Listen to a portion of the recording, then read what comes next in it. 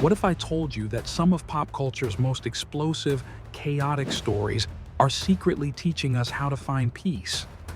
At its core, Zen is simplicity, presence, and acceptance. And surprisingly, it's everywhere, not just in temples, but in theaters, on game consoles, even in your Netflix queue. Let's talk about Zen, not in temples or robes, but in boss fights, anime arcs, and slow-motion shootouts. Because Zen isn't about escaping life, it's about waking up to it. Let's dive into how modern entertainment is quietly slipping Zen wisdom into our everyday lives. Zen isn't about escaping life, it's about waking up to it. It's a way of seeing clearly, acting mindfully, and letting go of what you can't control. John Wick is part hitman, part Zen monk. Not because he's silent, but because he's present. Not because he avoids chaos, but because he moves through it like still water. While the world sees violence, some of us see something else. A warrior in total control, a mind emptied of thought, a path of calm hidden in the storm. He fights like he's meditating. Every motion is intentional. Every breath is calm. Even in chaos, he stays centered. In Zen, this is called Mushin, the mind without thought. A state where action flows without hesitation. Wick doesn't react, he responds. His stillness is his strength. In Ghost of Tsushima, a player is encouraged to follow the wind instead of a GPS, to slow down and listen to the leaves, to write haikus, to sit at shrines and reflect. Even the combat isn't just about slashing enemies. It rewards stillness, timing, focus. The game doesn't just entertain, it teaches presence. In the middle of war, it invites you to be still. Doctor Strange begins his journey full of ego, full of control. Everything he knows is based on intellect and dominance, but his transformation begins only when he surrenders, when he lets go of what he knows. In a way, Doctor Strange doesn't gain power. He sheds everything that was blocking it. And this is a key Zen lesson. The more you try to control, the less control you actually have. Power comes from release, not resistance. Then we have Goku. Ultra Instinct is not just a new power-up. It's the result of deep presence, no thoughts, no doubt, just being. Zen calls this Zanshin, the awareness that exists even in action. It's not passive, it's deeply alive. Goku doesn't reach this state by trying harder. He reaches it by letting go of thought, by becoming one with the moment. Let's not forget Journey, a game where there is no voice, no clear instructions. You simply walk, fly, glide, and you feel connected to something without words. This is a direct experience of Zen. Silence becomes language. Movement becomes meditation. It teaches you that not all journeys need a map. Some need surrender. Even in franchises like Star Wars, Zen is everywhere. Yoda doesn't preach power, he teaches peace. He reminds us that fear leads to anger, and that presence leads to wisdom.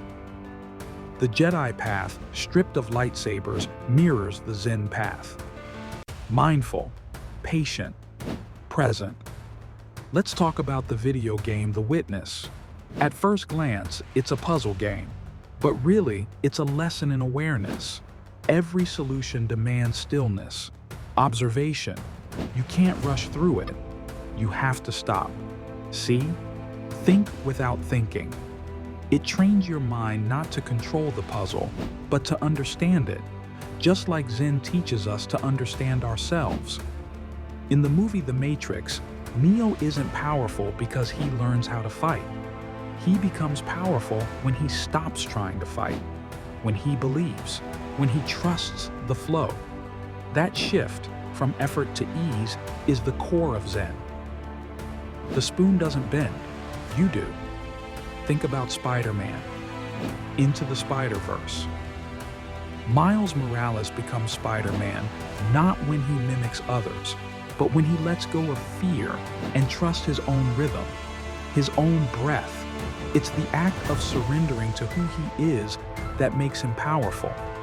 Even in Batman, we see Zen themes.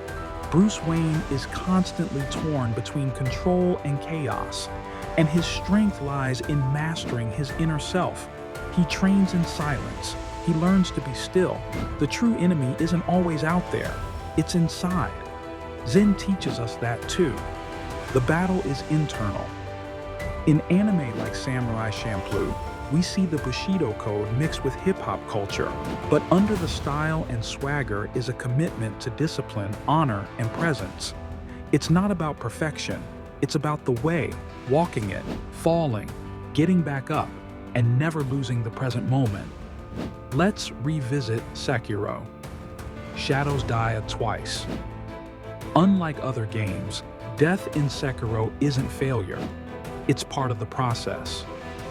The game encourages you to learn from each moment, to accept loss, to grow through repetition, to breathe through frustration.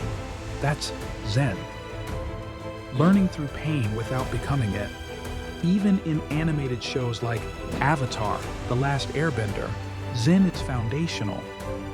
Uncle Iroh speaks like a Zen monk. He encourages tea, music, rest, and contemplation. He embraces balance, not just of elements, but of life.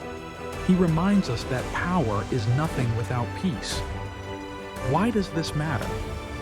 Because in a world constantly pulling at our attention, these stories offer us something rare, a return to ourselves. Zen isn't just found on mountaintops. It's woven into the stories we love, into the games we play, into the movies we binge.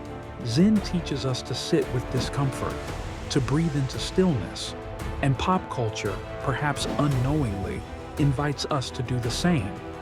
In the chaos of modern life, it slips us seeds of awareness, sometimes in fight scenes, sometimes in silence, but always in the now. You don't need to meditate for years to find peace. You just need to start noticing. The truth is already here, hiding in pixels and frames, waiting in dialogue and design.